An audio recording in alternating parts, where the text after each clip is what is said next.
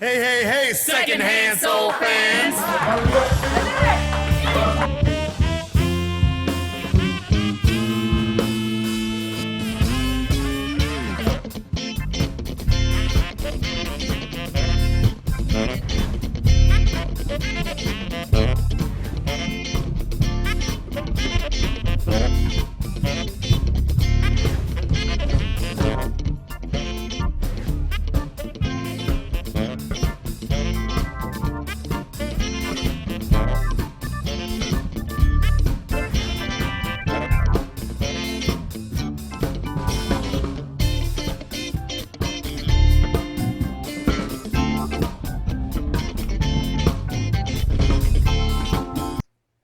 Hey, hey, hey, secondhand soul fans! It's me, your friendly neighborhood soul man, Loud Dynamite Miller, and I'm here with.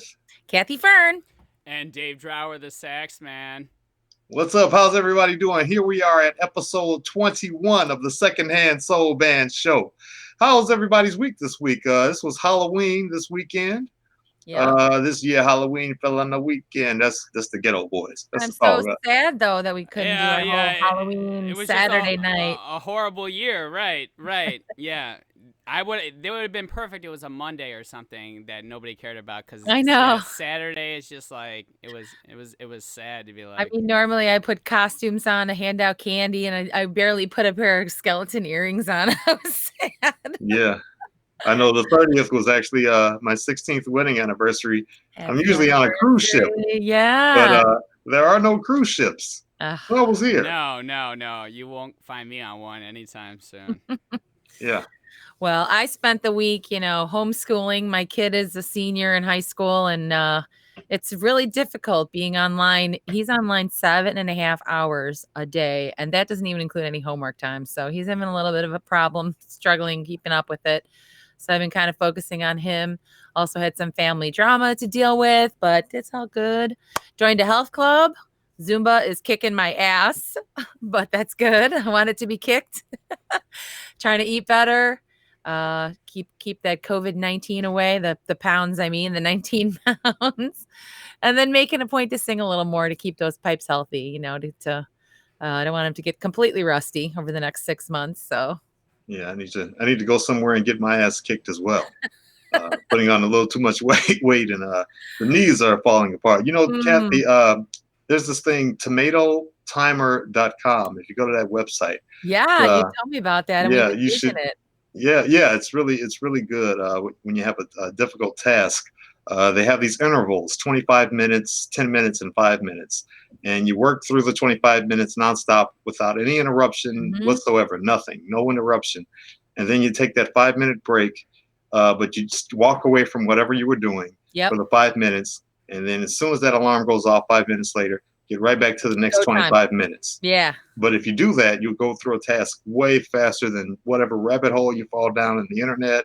Usually when you're doing a task, it's really helpful. Yeah, it was tomato-timer.com. So yeah, I've been using that since you told me about it. My son likes it too. So that's a great tip. Yeah, it's really a good tool. How about you, Dave? What have you been doing all week? You know me, it's always the same. It's work. But it could be worse. It could be worse. But this is the time of year where I get a lot of people telling me I'm crazy. And the only reason why is that like I go to work with 2 wheels instead of 4. And it gets cold, So we're talking like in the 20s at night and low 30s in the morning, and I still haven't put my windshield on. This is going to be the first year I'm into November without my windshield on, which... Well, you still got a good week ahead of you. It's like I know. That's why I'm like, no, I can't put that on already. No. You got the helmet at least. Oh, I got the helmet, and I have heated suited gear, up. and I haven't even worn all my so stuff it's yet. Not like you're actually suffering because you're riding smart, actually. Yeah. No. It has to be enjoyable, or else why would you do it? But exactly. Yeah, it's just hard for people to understand how awesome it is, It really is.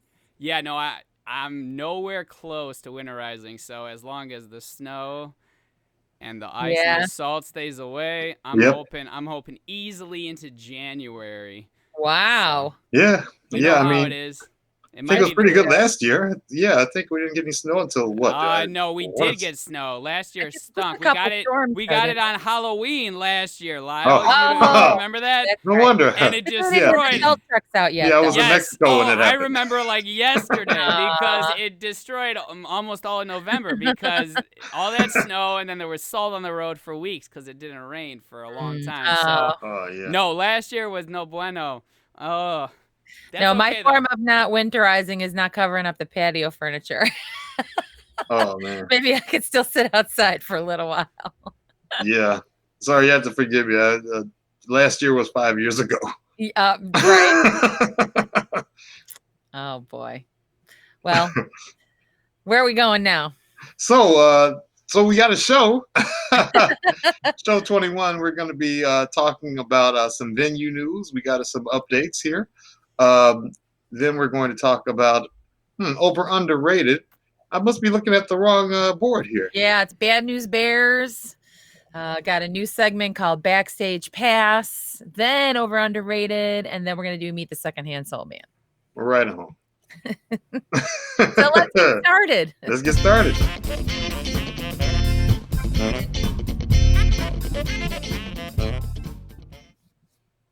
So, we don't have specific venue news. It's just generally speaking, again, a lot of shutdowns are coming back out, both federally and locally. And unfortunately, a lot of the venues are nearing a time where they may have to close permanently because of the shutdown again, or defy orders to stay open, which we're hearing that some places are. And there's some support behind that.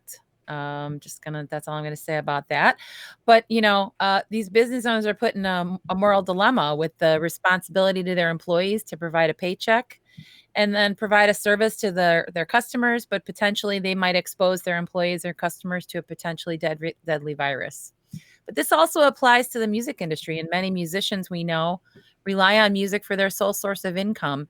And now they have to choose whether to potentially expose themselves to the virus to get out and play, or find another way to earn a living. And I mean, how do you do that in your 50s or even 40s? It's a tough place that a lot of us are in, right, guys? Yeah. It's difficult. I work in the theater industry, and it's all but completely shut down. Mm-hmm. You have to understand the theater industry, the audience is dominated by seniors. And they're indoor venues. If you just look at Broadway in New York, you have hundreds of indoor venues where people are sitting about 2 inches apart from each other. Mm-hmm. And there's laughing and talking.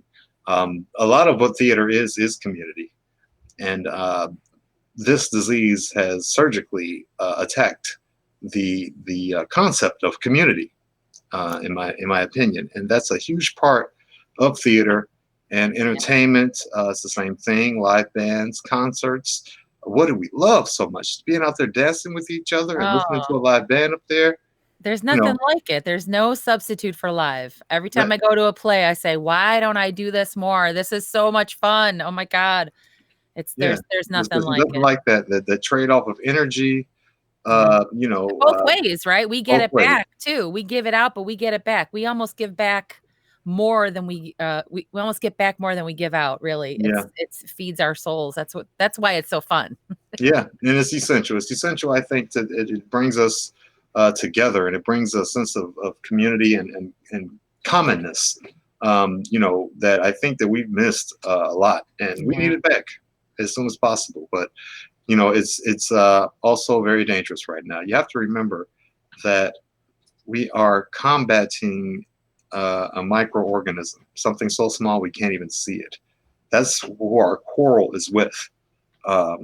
So we have to think about destroying that thing, so that our businesses can open and our customers can come back and our musicians can play again. If we focus our energy on the right enemy, then we'll be back to normal sooner rather than later. Very well said. Well, and what position did you put restaurant owners in? You gave them tons of bills and no way to make any money. The federal government, as much as they pretend like they don't pick winners and losers, my gosh, do they pick winners and losers?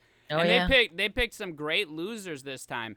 And let's just talk about the airline company industry, right? They gave them billions and billions of dollars just so that they wouldn't lay people off. So what ended up happening with all that money?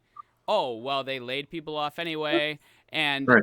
and and what do we have to show for it? And what actual money came to the music industry, came to the restaurant industry, came to really Hairdressers. I hear this all the time. It's like, oh, the number one employer in the country is the service industry, and somehow you guys blew them off. And can we look at the state? No.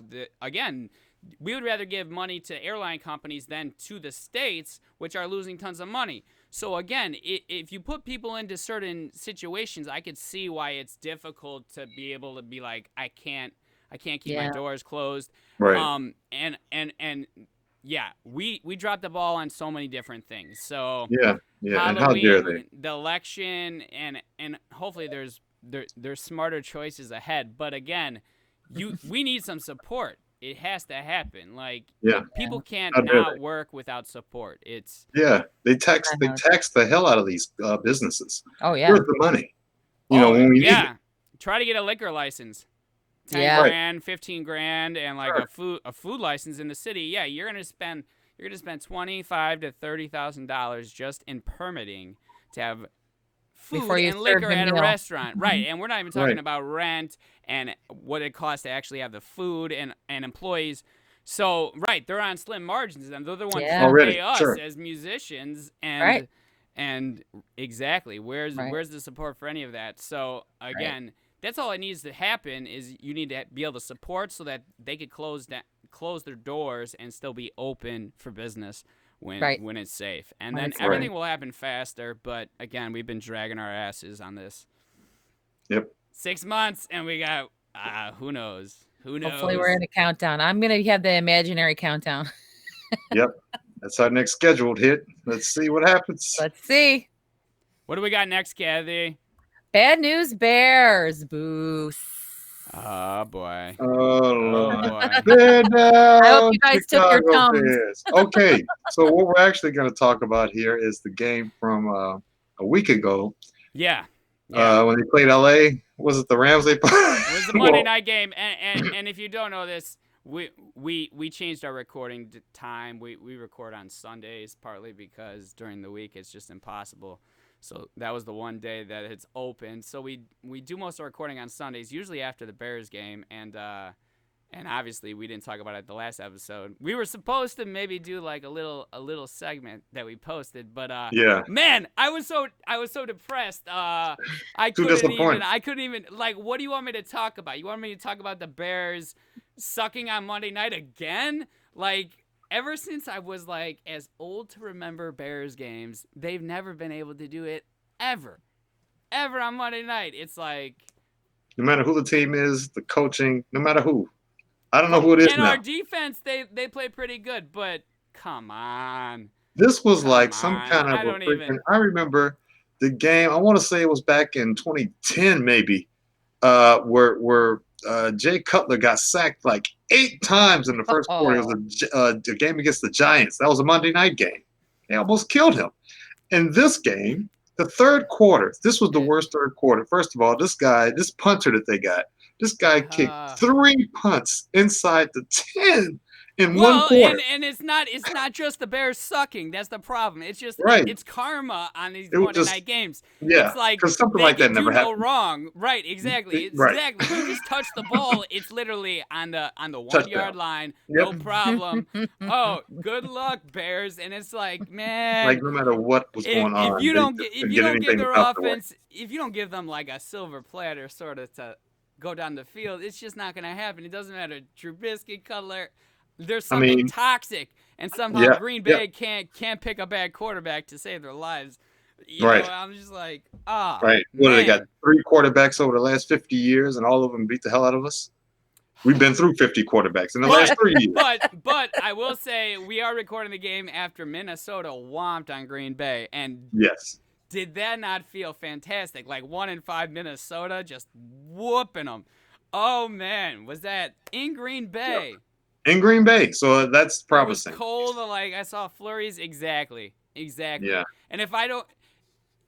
man, do I love to watch Green Bay lose. Like, that's another part of being a Bears fan. Is it if Seriously, you love to watch them lose, then yes, definitely you are that's the real thing. hardcore.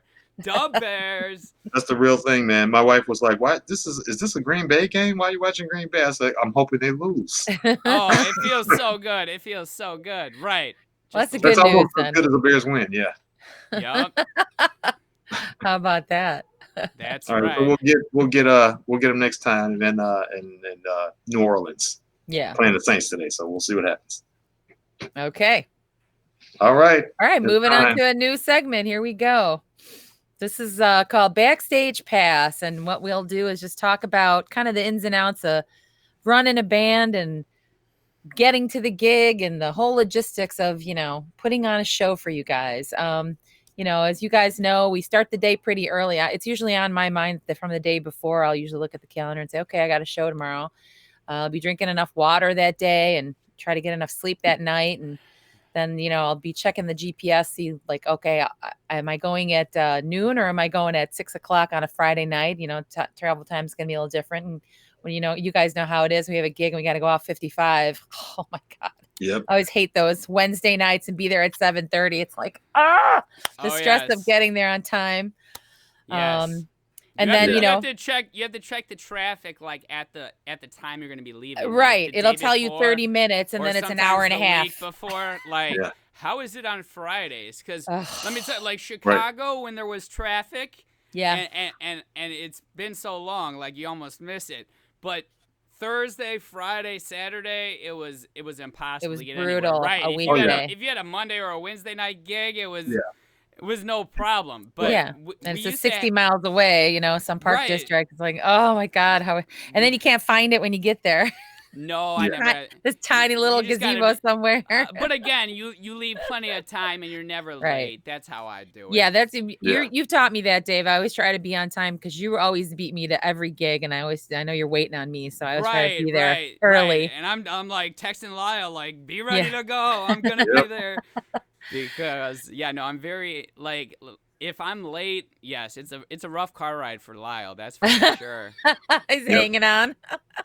But on a Yep. regular gig night, our day probably starts 4 hours ahead of the hit time. I got to pack my dress and my shoes and decide, what am I going to wear later? Because I wear regular clothes to load in, haul in all that equipment, and then of course everybody helps, and then Dave, we set up the sound, and you do an awesome sound check, and it's almost perfect every time, and then we have the hit, and then there's breaks where we mingle with the audience, and I might collect someone's email address or discuss a potential private party, check in with the owner or the manager, make sure we're cool. I'm like refilling my drink. There's the important Right? things that happen That's important.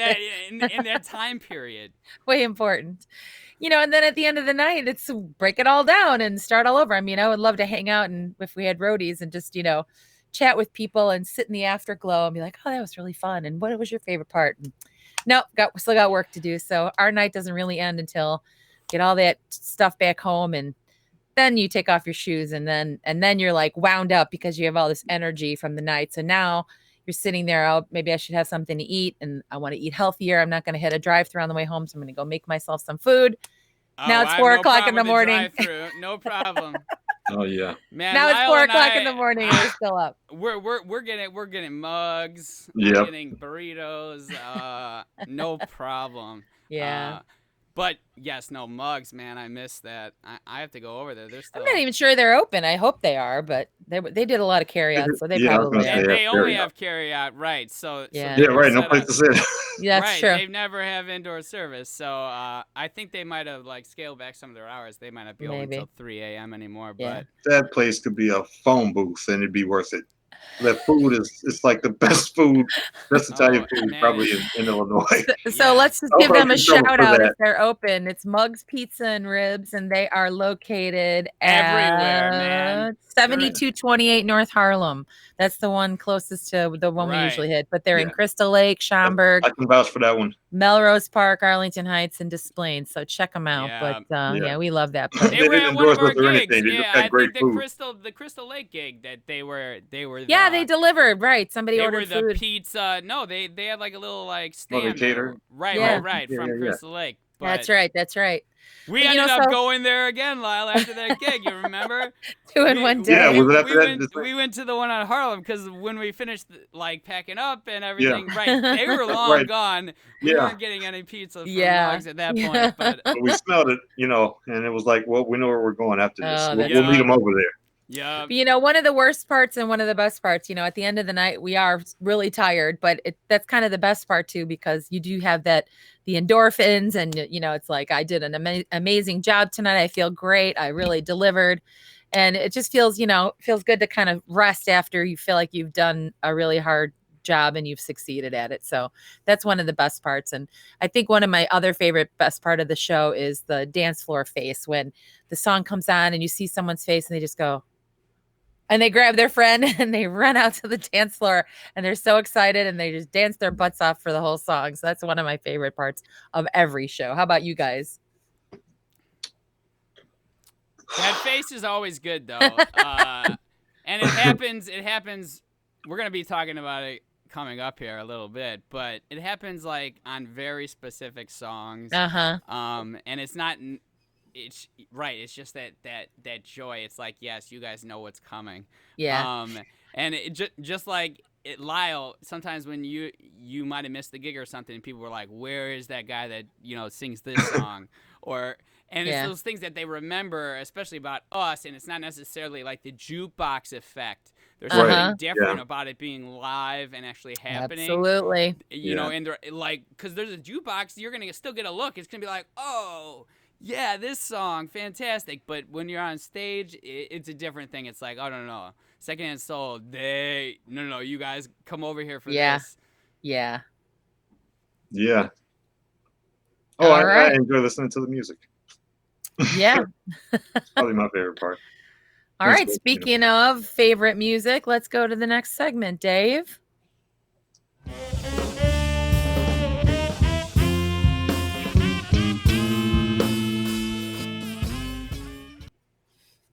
All right, and here we are at Over Underrated, that special segment on the Secondhand Soul Band show, where we take an artist and examine their body of work, and That's we right, decide if yeah. they're overrated, underrated, or getting just the right amount of praise. Yep. And who do we have this week? We got a guy that, man, this guy can dance. Let's put it like that. James Brown. James Brown. Is I'm it James surprised- Joseph I'm- Brown? I'm James Joseph surprised- Brown Jr. I'm surprised we haven't had him. I know we've talked about him multiple times on the show, but he hasn't been honored with a presence on this segment. So, hey, you do James Brown on the regular. So I'm gonna let you take it away, Lyle. All right. Well, yeah, I'll start here. So I perform a lot of James Brown songs on a regular. They're very difficult songs to perform. And let me just start by saying that James Brown is obviously a dynamite performer, obviously unbelievable dancer, unbelievably energetic, well into his 60s. I think I see where you're going with all of this. And I know your has qualifier. earned the name Godfather of Soul, because he absolutely Impressive. put a stake in that genre. However, There it is. there it is. You I heard it. am I have to take some points away here. I know that sounds crazy, taking Some points away from points, James okay. Brown. Who the hell are you? No, James no, Brown is but- not a but- good singer. Yeah, James Brown of course. is here we not go. a good singer. All right, James let's get Brown the specifics, Has Lyle. done some good singing. Has done some good. You know what? If you go south of Springfield and go into any Baptist church, any real good Baptist church, every time you go in there and a preacher gets up there, that's James Brown's show. That's the show. Any black church down south, that's James Brown. So he got some hip stuff, and he does a couple of splits, and he does some really, really, great dancing with it. But the shtick, the fascination, what's pulled people in is the same thing that's pulled people into Christianity for years. that dynamic preacher, Christianity. Okay. All right. that dynamic all right. preacher. You're off. And it's you're not off so the much wall. about the You're off it's the not so wall. much No, about no, the no, religion. no. We have No, to it's not so rein much this about back the in. religion as it This is is about not- influence. I'm talking about influence. I'm talking about that Oh. that feeling, that So if emotion, you that have the spirit, anointing. it doesn't matter if you're a good singer, or you're saying we could find James Brown any church south of Springfield. Is this what you're telling me? There's a little bit of both of that. You said, well, the first thing you said, if you got the well, spirit, you said This if you got is the your spirit, this you don't is have to your be a good singer. argument. Yeah, So if you am got I the gonna find spirit- James Brown all south of Springfield? I'm saying that that's the routine. He's perfected it, yes. The routine. Yes, it's a routine. Well, Yes. churches are much more about the Lord doing this. Not all right. Hey, Thank wait you. a minute though, Dave. Have you ever been in a Baptist church? I haven't. I'm not sure if it's Baptist. I did a few church gigs actually. Okay. Some of them pay really well. Like if I did one Man, downtown. It was a nice gig. But, yeah. I'm telling you, I've been to some of these churches, and I'm like, That I can't believe this guy don't have a record deal. And I'm telling I you, want to go there. I want to see why that. why does James Brown have the record deal? Why is Oh, he? Why are we because he- talking about him? And he's magnificent, but he's not a good singer. Is he the Again, first? again, Has he been over the first guy to underrated. do it? Over underrated was never about being a great singer. We didn't call it. This is not a singing competition. Right? It's not. General body of No, work. it's not. This It's is got to be. over We're talking underrated. about singers. Wait a No, minute, didn't- see- Hold on a minute, Dave. You oh. said when we talked about Michael Bolton, you were like, Michael Bolton, and He's we both not a said what a good performer or a singer he singer. is. He's a horrible. No, But we were talking about the or even voice. Celine Dion. Right. She's an I amazing can't singer, but you stand said her no. tone. She's right. But so then Exactly. you're I've talking been consistent. Can't have it both out, but you haven't it both How ways is that there, my consistent? friend. The voice- No. the voice Well, doesn't you. matter now, but it mattered on Celine Right. Dion. Right. Oh Jesus, Celine Uh-huh. Dion. Oh, it's so Uh-uh. bad. It's so bad. It's so bad. I'm going with the voice. Look, So if bad. Celine Dion could dance, then Okay, I'd go Crystal okay, Cup. okay. So why are those? Those are the songs people go. They're asking for. They're asking Sure. for the James Brown, and Yeah. and Oh, yeah, and no doubt. You say his performance. He was one of the ones that Michael Jackson, your Lord and Savior from our earlier episodes, right? Yeah. Don't you tell me that Michael Jackson wasn't watching James Brown, and there's yeah. tons of James Brown and Michael Jackson. So yeah, So- James Brown was like one of the first guys to bring this style to the masses. I think maybe that's your point, Lyle. It's just like Exactly. the Beatles. Like there's a Exactly. lot, like we said, there's a And lot of we artists like talked that, about that the Beatles. by today's Exactly. standards, it'd be like, whatever. Yeah, But because exactly. it was mind blowing and new, you were like, what am I watching right now? This is Exactly crazy. right. Exactly right. That's what James it is. Brown and Michael Jackson was influenced more by Jackie Wilson than he was by James Brown. Didn't you call Jackie Wilson James the Black Brown, Elvis? James Yeah. Brown was Yeah. the shit. Okay. James Brown was the shit. And, Yes. he performed like every single day of his whole entire life. Well, like so did David Copperfield. and he Hardest did this working in man, high sure. heels, and this guy was crazy as a performer and an entertainer. You left the show with that energy. That's the type of stuff. This is why we play. It's literally so for let's that not same talk thing. about his voice. Let's talk about the I the never was- songs. I mean, The you know, blues. Yeah, let's talk about sound the and He the was song. great. songs. He It's was right- great at singing the You guys- blues. Didn't you say that it was a combination of kind of gospel and funk all brought together, a little bit of rock in there maybe? The songs themselves were much more complicated than Yes. maybe just a gospel tune. Well, Well, there's more out of the jazz, like well, blues foreman. I would I say have no knowledge of gospel music, would so maybe say- I'll take that no, back. no, I He would had say tons I of would say- blueses. They were blueses, like tons of them, and then he would Yeah. have like a bridge over Right. in between the 12-bar blues. a But majority of the tunes but- were like one chord, like one How or two many- chords going and- back and yeah. forth. and it again- can't be- repetitive. look at popular music now. It's the same stuff, but what matters? Like, it's that connection, and James Brown could connect Right, with the an energy, audience that's for like sure. nobody's business. Well, Oh, and yeah. energy Like was those part Baptist of the preachers. way. Yeah. Hallelujah. I'm trying to tell you where it comes Do you from. hear what I'm Remember when you saying? said that Michael Jackson watched James Brown and was like, wow, and he took it and turned it into something else? James Brown did that same thing with some dude named Leroy down in the South. So somehow telling you. that brings him down a notch. No, Like, no, I'm not at all. sorry. Not at No, all. but I'm just for saying that- rating his performance, I mean, Right. I'm It's just saying top that notch. It's top notch. Like he's the you've best already at what he did, but he is not. exactly. So a how good can you singer. even? Well, There was okay. there was a running great. joke back in So the again, day is he about over or underrated? And you have he's to. overrated. So I'm gonna say he's just right. I'm gonna say he's just right. thank you. Oh. That He's makes more getting sense, just right? the right amount. Because you're gonna say Right. he's overrated on the singing, and he's and his other stuff is just so dynamite that you can't say he's underrated. It's impossible. No, it's listen. It's He was impossible. a great singer, great dancer. Oh, I shouldn't say great singer. He was a great dancer, great entertainer. He could put on a fantastic show. The show is what and it he was. sang Not with just soul. him. And he sang with soul. However, oh He my sang god. with however, soul. the singing with soul is just him in a raspy voice. And The that words, was all it needed. the words are incoherent. No, it's not. The so words are good. incoherent. You know how many running jokes we used to hear about James Brown? You don't even know what he's talking about. It doesn't matter. Remember, Eddie Murphy Hey, had a you whole you bit think about, you nowadays don't know I what can't he's understand saying. half the stuff they're saying. So Well, half is okay, but we're talking about 90% of the shit that came out of James Brown. You didn't know what he was talking And what was cool though is he would repeat it, so he understood it. He had his own language. That's what I'm saying. You see how you don't he even said need that? real You words. know why? Hey, Because the guy was talk moved about and all Star across the Wars, like floor and half throwing the the mic stuff. out. We didn't even care that he couldn't speak. Right. It didn't Oh matter. my gosh. Okay.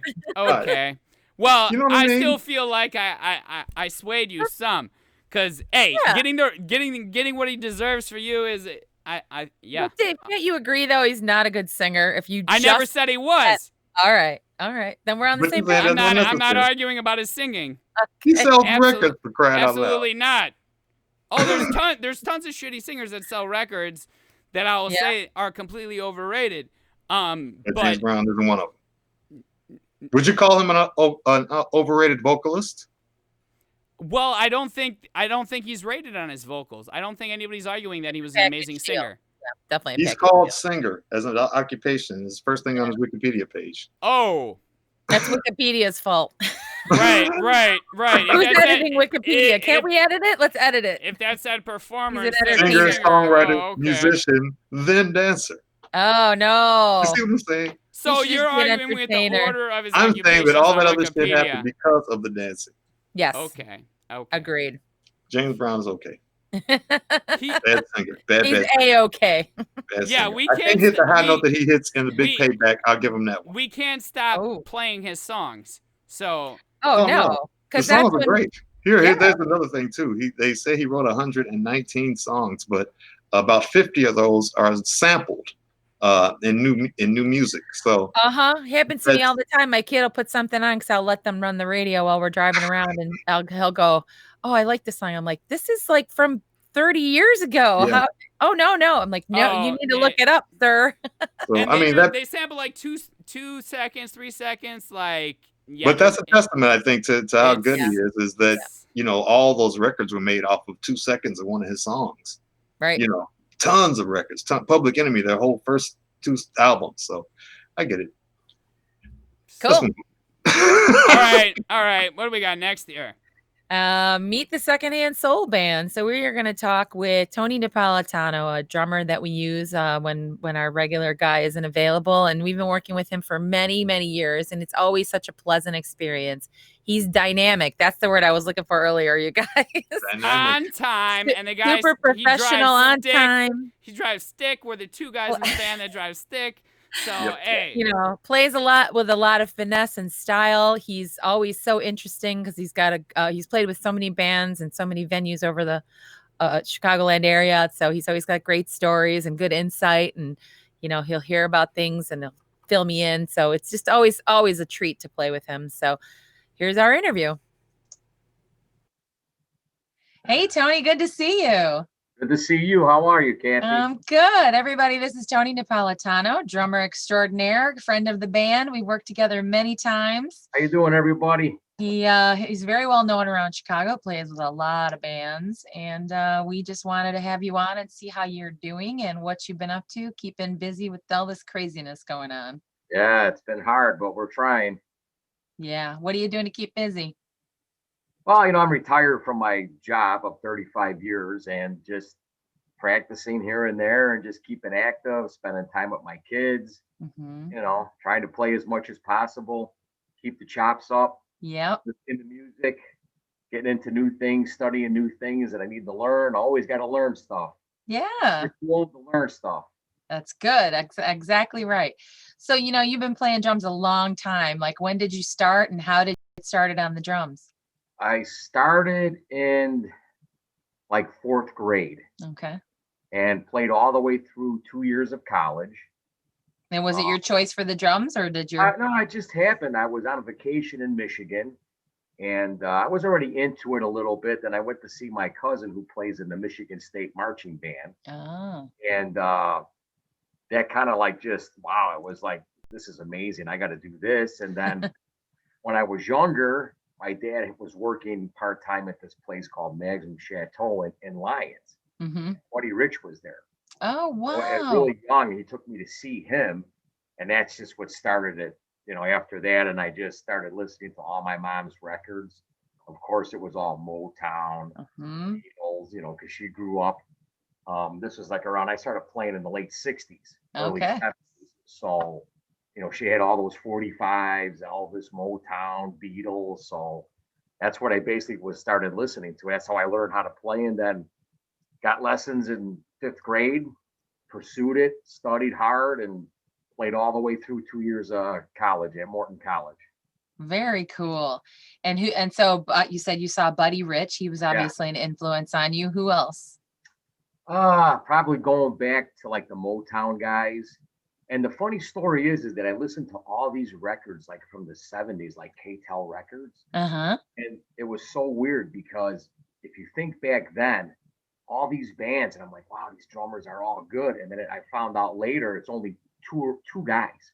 Same Really, people. one guy played on all these hits, like from the 60s, 70s, Hal Blaine, and Earl Palmer. So, you didn't realize it until you're older when you get all these documentaries on, YouTube or Netflix, and you find all this stuff out and you start researching things.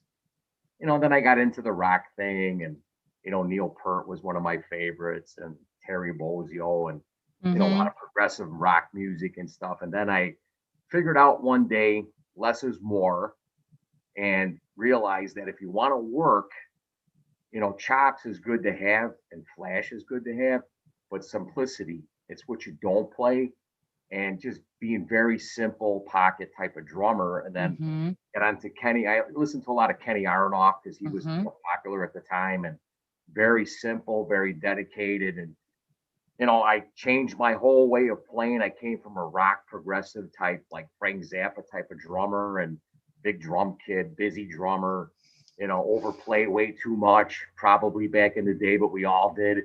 And Yes. I was on a gig and with a local band, and the first gig I was on the gig, and the guy goes, "What's that?" "Oh, that's a double bass pedal. You don't need that. Take it outside. Put it in your car." And I came from a rock type of influence, and I just saw this band at a fest, our gig, and I go, "This is what I want to do." Wow. It was so good. And I just totally revamped my whole playing style and learned and listened to all the Motown guys, all the, like the Stax records, Memphis, everything, and just totally changed my, way of playing. And now I'm doing jazz, dance, soul, R&B. And, there's gigs you don't want to take because you're not prepared for, but I try them, prepared myself to do them. And I know what my limitations are, but I just keep studying, keep working. That's what it's about. That's right. Well, you're such a professional. You always show up on time or early, ready to go. I mean, anybody's lucky to work with you. So we just appreciate your professionalism and your talents. I'm blessed to get the calls. I'm blessed to work with the bands that I work with, and I appreciate when they call. And that was one of my things of always being on time and being prepared for a gig. That goes a long way. you're hired to do a job. It's not about me. It's about the band Mm-hmm. and giving what they need. And also, one thing I realized is that with multiple singers in a band, they hate when you play cymbals and crash over when they're singing. You got to respect the musicians in the band and listen and play what's right for the song. So there's a lot that goes into being a jobber and be able to read, and there's so many great players out there. It's such a competitive thing now, Yeah. but you just got to, you know what you can do. And sometimes, being all that flash and everything else is great, but that's not all of it. Yeah. There's a lot of important things that factor into doing a jobbing type of situation. Yeah, But it definitely. could be a little tenuous at times because the competition, you just got to look for the bands that you want to play with. Mm-hmm. And, you research what they do, you get the set list, you get prepared, make your notes, and just play simple. Yeah. What you don't play. Yeah, this open space is as important as the filled Yes, space. very. That's for sure. And never step over the lead singer. Are we referring to anybody here? No, I'm just Just saying in kidding. general. I've Yeah. learned my lessons. I had to turn around and don't hit cymbals. And, if you just listen, when you're young, you want to show off and Yeah. I can play all these chops and stuff. But the whole key of this, to do this, is to listen to the music Yeah. and play what is required. Listening to each especially- other. Yeah, and especially in a type of an R&B Motown thing, Mm-hmm. and funk and soul, what the Secondhand Soul Band does. Yeah. You can't be a rock drummer in a situation like that because there's certain pickups, there's Yep. certain fills, It won't there's fit. certain grooves. It's just like blues music. Yeah. Blues, you got to lay back. Rock, it's heavy. There's so many things that get into this. A lot of nuances for sure. Yeah, and I took a gig on from a friend of mine, Dave Downer. He had a band Mhm. called the Rhythm Rockets, and Mhm. it was a really, really tough task because I never played that kind of music. Yeah, he's jump swing from the 50s. Yeah, and I had to research all this music. He gave me all the CDs. I listened to all the stuff, and it's not as easy as people think because there's so much involved in the technique. A lot of layers. Groove, and then when you're playing with horns, that's another thing. Yeah. So, but it was a good test for me, and I'm up for those kind of things. So, but all that stuff prepares you to do stuff with other bands. Yeah. Yeah. And Dave will provide you with like we do, a lot of information, but sometimes you're kind of on your own. Like you just get a set list and they kind of say, okay, come with it. And you really got to do it on your own. So got to do the homework. He was really good about it because he has all the charts. Yep. And he knows what he wants. And I tried and to give him what he wanted and the feel. Mm-hmm. And you have to be able to take criticism too, Mhm. because they know what they want, they know what they need to hear, and it takes a lot. People just think oh, I'm just greatest drummer in the world, but to know what to play, and Motown's the same way. Mm-hmm. Rock is the same, jazz is the same. I would never call myself a jazz drummer because I never studied it. I wish I would have. Mm-hmm. But now, in the last 10 years, that's what I've been doing. I don't work on anything else except my jazz chops. Oh. It's a lifetime of learning, but you'll never learn enough in that genre of music. Jazz is a whole other animal. And if you can play that, you can play anything. Uh-huh. Okay. So, but even at my age at 58, it's always good to learn. That's right. Never stop learning. It's always interesting. Well, thank you for being with us today. Is there anything else you'd like to add? Well, all I got to say is that, I'm always blessed and I'm always thankful when you call because it's a pleasure to work with you guys because, you guys have it together. You know what you want. You're very serious about what you do. And everything that you do, every gig is always on the serious side. And that's the little TOP thing. But, when you got a big band like that and you know what you want and you guys come and you bring it every show. Thank So you it's for always, saying that. and I'm always blessed that it's a pleasure to work with you and you've always been professional and everybody needs to go out and check out the Secondhand Soul Band because they got the Motown, the funk, and the soul. Thanks, You know. Tony. Good to see you. Yeah, good to see you, and we'll see you soon. Okay. As Ringo Starr says, peace and love. And love. That's it. Take care, everybody. Bye-bye.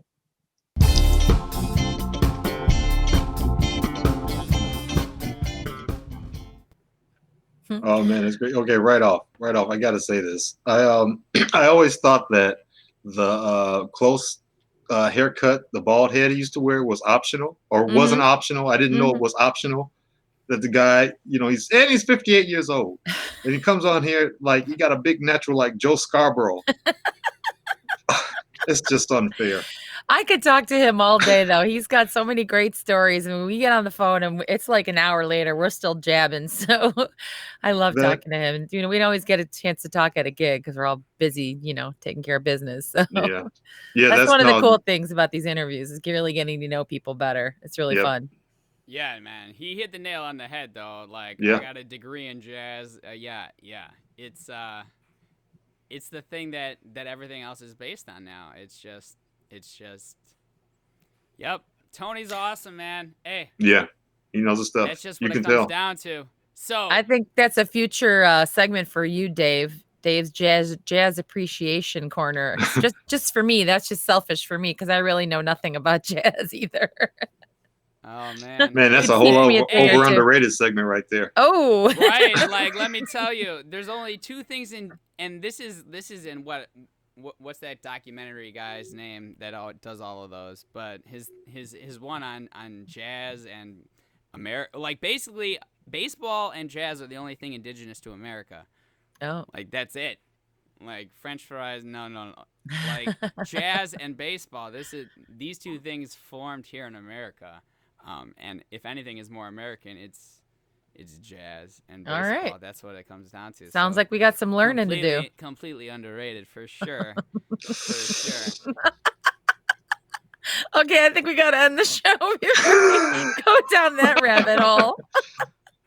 I'm talking about jazz in general, but Yeah, I don't me know too. it. Me too. We'll come back to that. Oh Jesus! That might be See, a full 30 minutes. Lyle's all over the place. Like, right. Yeah. Okay. Thanks Okay. everybody for tuning in. Make sure you like our page and subscribe to our YouTube page so you'll get notifications when we're going live. But it's every Wednesday at 8 p.m. And then, we might have some special things coming up here for the holidays. So be sure to tune in for those too. We miss you all. Cannot wait to see you again. Later. Later. Hey, Secondhand Soul fans.